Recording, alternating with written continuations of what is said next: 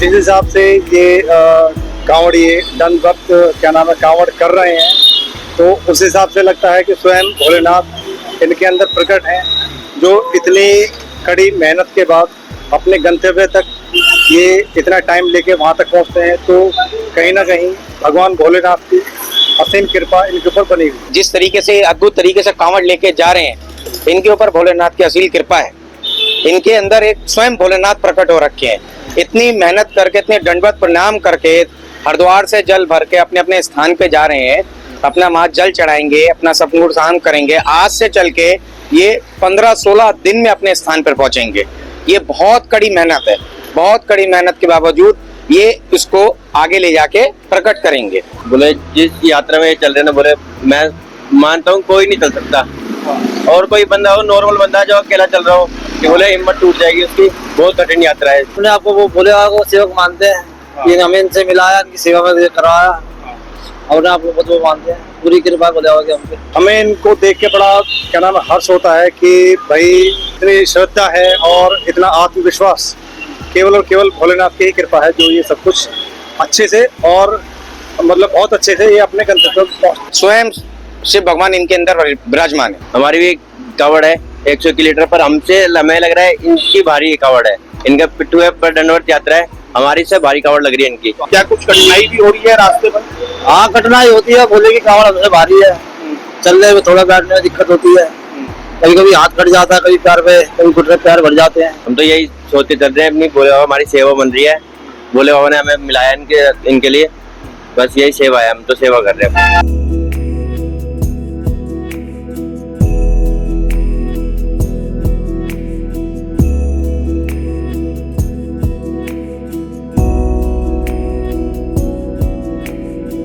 हर हर गंगे जय मां गंगे। सनातन धर्म की सबसे बड़ी कावड़ यात्रा में अनेकों रंग देखने को मिलते हैं। तिलक पत्रिका पर आज हम आपको ऐसे भोले से मिलवाने जा रहे हैं जो तकरीबन 200 किलोमीटर का सफर दंडवत कावड़ के रूप में लेके जा रहे हैं। हमारे साथ मौजूद है कावड़िए। जानते हैं आखिर इस तरह से भोले की भक्ति में रम होकर क्यों इनके द्वारा कावड़ लेकर जाई जा रही है। स्वागत है आपका तिलक पत्रिका पे। बोले सबसे पहले तो आपका क्या नाम है? वेदराज वाल्मीकि बोले।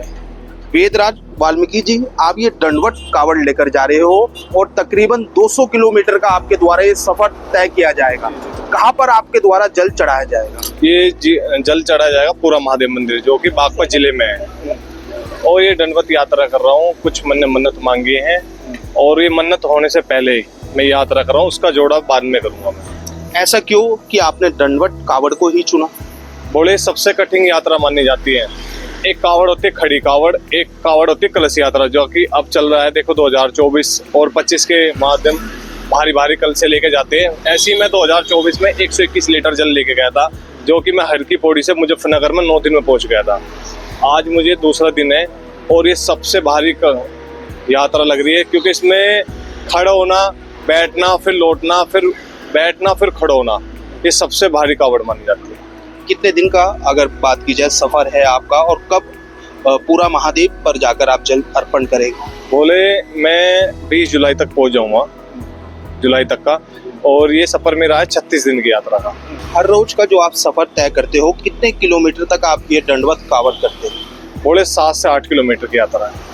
मैं टाइम टेबल कुछ नहीं देखता, बस ये है कि मतलब सुबह से लेकर शाम दोपहर तक का 10 से 11 बजे तक चलता हूँ, और फिर शाम को 5 बजे से रात के 1 बज जाओ, से 1:30 बज जाओ, 2 बज जाओ। रात को ही चलने में फायदा, क्योंकि फर्श नंगे पैर ये यात्रा है मेरी, और फर्श ज़्यादा गर्म होता है, तो इसकी वजह से नहीं चल पाता मैं ज़्यादा। मन में क्यों आया कि इस तरह की कठिन यात्रा आप भगवान शिव की भक्ति में करें? बस बोले इच्छा तो यही है कि बस मेरा काम हो जाए राज्य खुशी। वैसे आज तक कभी कुछ नहीं मांगा भगवान से, बस एक इच्छा है मेरी पूरी हो जाए। बस गंगा नहा लेंगे अपने, फिर अपना राज्य खुशी सब ठीक ठाक है। रास्ते भर इतने किलोमीटर आप चले गए, हर रोज इतने किलोमीटर का सफर आप तय करते, कोई थकान महसूस होती है? हाँ बोले थकान तो होती है, घुटने और खावे में दिक्कत बहुत आती है, सूज जाते हैं हाथ। क्योंकि जो यात्रा है ना, ये लौटना, बैठना, खड़ा होना सबसे बड़ी यात्रा मानी जाती है।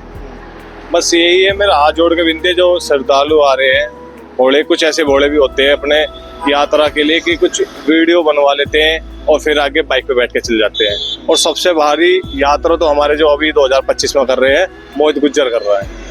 तो आप मानते हो भगवान शिव की अगर भक्ति में इस तरह की यात्रा की जाए तो भगवान शिव का आशीर्वाद प्राप्त होता है? हाँ भोले, जो मांगा वो मिला। मैं 14 साल की उम्र में तो यहाँ आना स्टार्ट कर दिया था मैंने। मेरे पापा ने यहाँ पे रास्ता दिखाया था और मैं कोई धाम पसंद नहीं करता, खाली बस एक हरिद्वार का धाम पसंद करता हूँ। मतलब भोले की भक्ति कहीं भी धाम हो। मैं ये चाहता हूँ आजकल के युवा है नशे पत्ते से अपने दूर रहें और अपने घर परिवार देखें। और कुछ नहीं रखा इन चीज़ों में। मैं एक प्राइवेट जॉब करता हूँ। मैं 40 दिन की छुट्टी लेके आया हुआ हूँ इस यात्रा करने के लिए। कितने वर्षों से आप ये कावड़ यात्रा हरिद्वार से गंगा जल भरकर लेकर जा रहे हैं? बोले मुझे 9 साल हो गए। 9 साल से मैं यात्रा कर रहा हूँ। 2014 से मैं आना स्टार्ट कर दिया जब से होश संभाला है। अब तक आप कौन कौन सी जो कावड़ है वो हरिद्वार से लेकर गए? बोले 6 कावड़ तो मैं पिट्टू ले गया हूँ, 2 कावड़ ऐसी घूमता फिरता चलेगा। और अभी 2024 में 121 लीटर जल लेके गया था और 2025 की दंडवती यात्रा है मेरी, जो काफी कठिन यात्रा ये मानी जाती है। कहते हैं कि इस यात्रा को करने से शरीर को काफी कष्ट महसूस होता है। क्या ऐसा आपको अभी लग रहा है, क्योंकि अभी आप हरिद्वार से निकल रहे हैं? हाँ बोले लग तो रहा है। मेरे गोडे जो दोनों लाल पड़ गए, खावे लाल हैं और हाथ सूज रहे दोनों। और सबसे ज्यादा तो तलवा है में ज्यादा दिक्कत आ रही है, क्योंकि नंगे पैर ये यात्रा कर रहा हूँ मैं। ये फर्श जो ज्यादा गर्म रहता है ना, रोड तो भपका होता है, उससे दिक्कत होती है। तो आप मानते हैं भगवान शिव आपकी इस यात्रा को संपूर्ण कराएंगे? हाँ बोले संपूर्ण होगी मेरी यात्रा। 2-4 दिन की ये थोड़ा परीक्षा लेगा, उसके बाद कुछ दिक्कत नहीं होगी। फिर ऑटोमेटिक अपना आप ही वापस खींचता चले जाएगा अपनी तरफ। गंगे मैया रोड की तक खींचती है अपनी तरफ। रोड की पार करने के बाद पूरा महादेव मंदिर की तरफ को अपना आप ही पैर खींचने स्टार्ट हो जाएगी। तो मानते हैं भगवान शिव भी इस यात्रा में आपके साथ मौजूद रहेगी? हाँ बोले बिल्कुल, ये हुआ है मेरे साथ। मैं बता रहा हूँ 121 लीटर जल जो लेके गया हूँ मैं 9 दिन में पहुंचा हुआ हूँ उसको लेके। मैं 3 दिन में मेरे ऐसा हो गया था 2024 में, बस रहने दे बस की नहीं है। चौथे दिन ऑटोमेटिक अपना आप ही पैर चलने स्टार्ट हो गए। जबकि भोले में पुल गया था फर्स्ट टाइम, इतनी भारी कावड़ लेके मैं पुल पे चला था, नीचे रोड पे को नहीं। लेकिन अब ये है कि अब पता चल गया कि नीचे को यात्रा करनी चाहिए। अभी तो आपने भगवान शिव से मन्नत मांगी है और पूर्ण होने से पहले ही दंडवत कावड़ की शुरुआत कर दी, क्योंकि भोले इसलिए की कि जो मांगा वो मिला पहले। तो मैं अपना आपको कष्ट देना चाहता हूँ कि मिलने से पहले अपने शरीर को कष्ट दे लीजिए। मिलता रहेगा जब मिलेगा प्रसाद तो हमें। जब अगर भगवान शिव ने आपकी मनोकामना को पूर्ण कर दिया तो फिर किस तरह से भगवान शिव का अपनी भाव प्रकट करेंगे? पर प्रकार तो कुछ नहीं बोले कि बस ये है कि बिना मांगे जब सब कुछ मिल रहा है तो मैं अपना आप को कष्ट देना चाहता हूँ।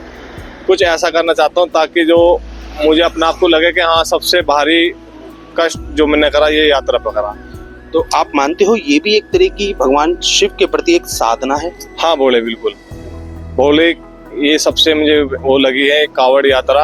नहीं तो मैं खड़ी कावड़ भी लेके जा सकता था और दंडवत यात्रा इसलिए करी ताकि मुझे शरीर को कष्ट मिले और मुझे कुछ एहसास हो कि हाँ भोले को पाने के लिए बहुत कुछ खोना पड़ता। बहुत बहुत धन्यवाद। बिल्कुल जिस तरह से भोले का कहना है कि इनके द्वारा जो ये दंडवत कावड़ की जा रही है भगवान शिव को प्रसन्न करने के लिए इनकी साधना है। इनके द्वारा एक मन्नत मांगी गई है, मगर मन्नत पूर्ण होने से पहले ही ये दंडवत यात्रा हरिद्वार से पूरा महादेव जो तकरीबन हरिद्वार से 216 किलोमीटर दूरी पर स्थापित है वहां जाकर ये भगवान शिव का जलाभिषेक करेंगे। ये काफी कठिन यात्रा होती है, हर कोई इस यात्रा को नहीं कर पाता। देश के पहले धार्मिक न्यूज चैनल तिलक पत्रिका के लिए हरिद्वार से मैं आशु शर्मा।